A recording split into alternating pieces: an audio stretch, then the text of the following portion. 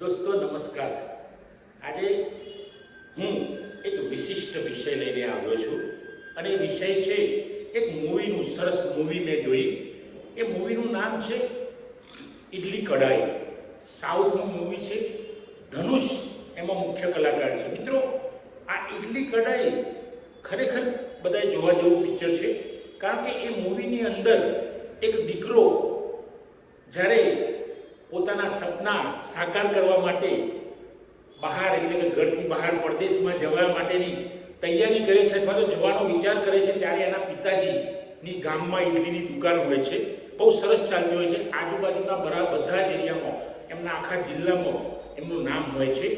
તો એ દીકરાને રોકવા માટેનો અંદરનો પ્રયત્ન હોય છે, પણ દીકરાના સપના સાકાર કરવા માટે પિતા એને બોલતા નથી, માતા પણ પરવાનગી આપે છે। દીકરો પરદેશ જતો રહે છે। પરદેશમાં ખૂબ સારી કંપનીમાં એને જોબ મળી જાય છે અને ત્યાં એ CEO સુધીના હોદ્દા પર પહોંચી જાય છે। ત્યાં જે ઉદ્યોગપતિ હોય છે મેન, એ પણ ઇન્ડિયન હોય છે। એમની દીકરી જોડે એને પ્રેમ થઈ જાય છે, દીકરીને પ્રેમ થઈ જાય છે। આ ધનુષ જે મુખ્ય કલાકાર છે એને નહીં, પણ પેલી દીકરીને, આના પ્રત્યે ઉદ્યોગપતિની દીકરીને પ્રેમ થઈ જાય છે અને એની જોડે લગ્ન કરવા માંગે છે। બીજી બાજુ અહીંયા એના પિતાને એટલો બધો આઘાત લાગ્યો હોય છે દીકરાનો જવાનો, પરદેશ જવાનો, કે બીમાર પડી જાય છે અને દીકરો બીમાર પડે છે છતાંય દીકરો એમને કહે છે કે પપ્પા મારું લગ્ન અહીંયા છે પરદેશમાં, તમે મમ્મીને બંને આવો, પણ પપ્પા જવા માટે તૈયાર થતા નથી, કારણ કે એમની તબિયત સારી નથી હોતી। મિત્રો આમને આમ ચાલ્યા કરે છે। ત્યાં અચાનક લગ્નના એના દિવસો નજીક આવી જાય છે, ત્યારે ફોન કરે છે કે તમે લગ્નમાં આવો મમ્મી પપ્પા, પણ પપ્પા આવી શકતા નથી। અને બીજા દિવસે એની મમ્મીનો ફોન જાય છે કે દીકરા, તારા પિતા હવે આ દુનિયામાં રહ્યા નથી, ચીર વિદાય લઈને ગયા છે। ત્યારે દીકરાને ખૂબ આઘાત લાગે છે અને દીકરો ત્યાંથી તરત જ નીકળી જાય છે એના પપ્પાના ક્રિયાઓ કરવા માટે। અહીંયા ઘરે આવે છે, રાહ જોવાતી હોય છે, એની સ્મશાન યાત્રા એના આવ્યા પછી નીકળે છે। મિત્રો ખૂબ અદ્ભુત પિક્ચર છે। આ માણસ એક ઇડલી વેચનારનો દીકરો હતો, એને થોડોક અહેસાસ થાય છે પહેલાં કે મારા પિતાએ કહ્યું હતું કે આ ઇડલીની દુકાન મારા પછી તારે ચલાવવાની છે, ત્યાં તો ખૂબ પૈસા કમાય છે, પણ જે પિતાનો પ્રેમ, એક પરદેશ મોકલેલા દીકરા પ્રત્યે પણ પિતાનો પ્રેમ, માતાનો પ્રેમ, આ ખરેખર આ ફિલ્મ મૂવી બધાએ જોવા જેવી છે। પિતા અને પુત્રના પ્રેમની વાત છે। દીકરો અહીંયા આવી જાય છે, અહીંયા થોડોક સમય રહે છે, અચાનક એની મમ્મીનું પણ અવસાન થાય છે, એની માતાનું અવસાન થઈ જાય છે। દીકરો ખૂબ આઘાતમાં પડી જાય છે, પણ એના જ ગામની એક છોકરી હોય છે, એ એને મદદ કરે છે બધામાં જ। પણ એ નાનપણના બેસ્ટ ફ્રેન્ડ હોય છે, આ ધનુષ જે મુખ્ય કલાકાર છે ને પેલી હિરોઈન છે, બંને નાનપણના મિત્રો હોય છે। આમને આમ ચાલ્યા કરે છે। પછી એ મનમાં નક્કી કરી લે છે કે મારે હવે પરદેશ જવું નથી, પણ પરદેશમાં પેલા જે દીકરી હોય છે એનો ભાઈ એ વિલન હોય છે, એટલે એ એને લેવા ઇન્ડિયા આવે છે। ઘણીવાર ઝપાઝપી થાય છે, મારામારી થાય છે। આ મુખ્ય કલાકારને એટલે કે ધનુષને મારવાનો પ્રયત્ન પણ થાય છે, પણ ધનુષ એકલો બે થતો નથી, એ પણ સામે ફાઇટ કરે છે અને આમનામ આ પિક્ચર આગળ વધતું જાય છે। પછી ધનુષની દુકાન ખરીદવા માટે પેલા લોકોએ દબાણ કર્યું, જે પરદેશથી આવ્યો હોય છે, પેલી એની પ્રેમિકા હોય છે, એનો ભાઈ બીજાને ગામવાળાને ખરીદવા માટે 7 લાખ રૂપિયાની ઓફર કરે છે, પણ ધનુષ છેવટે વેચતો નથી દુકાન, અને જે એની પેલી બેસ્ટ ફ્રેન્ડ નાનપણની હોય છે એનું કહેવું માની જાય છે કે ભાઈ આપણે આ દુકાન વેચવાની નથી, તમારા પપ્પાની નિશાની આપણે રાખવાની છે। ધનુષ વેચતો નથી અને ઇડલીના ખૂબ સરસ પ્રયત્નો કરે છે મિત્રો, અને ઇડલી સરસ બનાવવાનો, પણ છતાંય પેલા એના પપ્પાના જેવી ઇડલી બનતી નથી। પણ ક્યારેક ક્યારેક સપનામાં એના પપ્પા આવે છે, એના પપ્પાનું સ્વરૂપ પેલું ગાયનું વાછરડું હોય છે એમાં પણ આવી હોય છે। ક્યારેક એને સ્વપ્નમાં, એને જંજાળમાં એના પપ્પા દેખાય છે અને એને કહે છે તારે હિંમત હારવાની જરૂર। એક પિતા મૃત્યુ પામ્યા પછી પણ સ્વર્ગમાંથી દીકરાના સ્વપ્નમાં આવીને હાજરી આપે છે। મિત્રો બહુ અદ્ભુત વાત છે। આ દરેક દીકરાએ જોવા જેવું ફિલ્મ છે, આ દરેક પિતાએ જોવા જેવું મૂવી છે, દરેક માતા પિતાએ, દરેક જનરેશને આ જોવા જેવું મૂવી છે।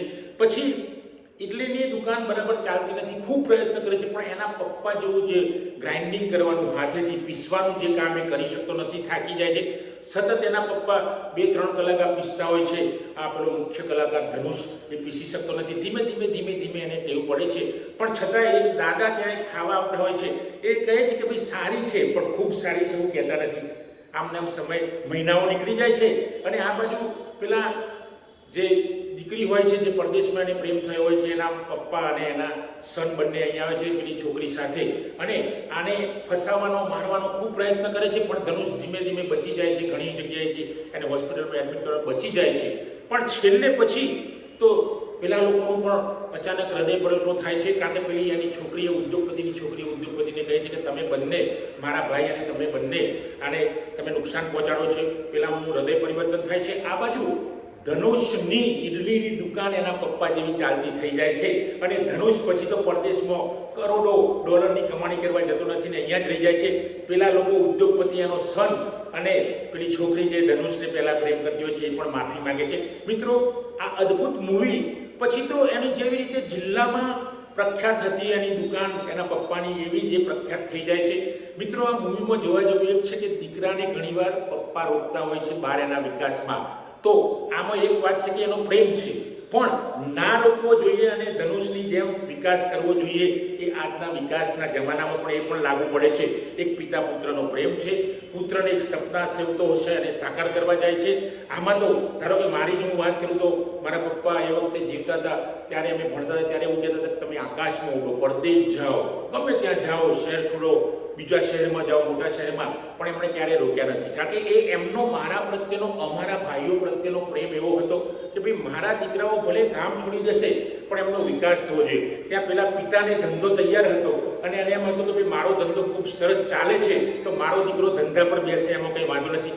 એ પિતાની પણ વાત સાચી હતી, કારણ કે એને બે બાબત હતી કે દીકરો પરદેશમાં જશે, ક્યાં કમાશે, ત્યાં ભટકવું પડશે એને, અને મારા દેશમાં જ મારી જ બનાવેલી વસ્તુ વેચાય તો સારું. એટલે આ બાજુ પિતા પણ સાચા હતા, દીકરો પણ સાચો હતો, કારણ કે એને વિકાસ કરવા જવું છે. પણ દીકરાને પાછળથી અહેસાસ થાય છે અને ભારત પાછો આવીને ભારતમાં જ ઇડલીની એની દુકાન ચલાવે છે. આ મૂવી ઇડલી કઢાઈ અદ્ભુત ફિલ્મ છે. મિત્રો, આ આપને સમય મળે જ્યારે પણ તો આપ ટીવી પર પણ જોઈ શકો છો, ગમે તે પણ જોઈ શકો છો. આ મૂવીની જાહેરાત કરવાની વાત નથી, પણ જે એની અંદર વિચારસરણી આપેલી છે, એની અંદર જે થોટ્સ સરસ આપેલા છે, એ જાણીને આજની નવી પેઢીને પણ એમાં આગળ વિકાસ કરવા જેવો છે. અને મા બાપ પણ આ પિક્ચર જોઈને આનંદ અનુભવશે કે ભાઈ મારા દીકરાનો વિકાસ કેવી રીતે થાય, એને ના રોકવો જોઈએ એ પણ સમજાશે. એક બાજુ પેલી પ્રેમિકા જે ધનુષને ખરેખર પ્રેમ નથી થતો હોતો પણ પેલી છોકરીને થઈ જાય છે, એને પણ અહેસાસ થાય છે કે નહીં, એને તો આ ગામની છોકરી જોડે જ પ્રેમ છે. અને પછી તો ઇડલીની દુકાન જોરદાર ચાલે છે અને ધનુષ અને પેલી હિરોઈન બંને સરસ રીતે જીવન જીવતા થઈ જાય છે અને આજુબાજુના એરિયામાં, આજુબાજુના જિલ્લાઓમાં પ્રખ્યાત થઈ જાય છે અને એના પિતાના જેવું જ નામ થઈ જાય છે. અને પછી તો નાઈસ ઇડલી બનાવતો થઈ જાય છે. મિત્રો, આજે આટલું જ. આપને જો આ મારો વિડીયો પસંદ આવ્યો હોય, શેર કરો, કોમેન્ટ કરો.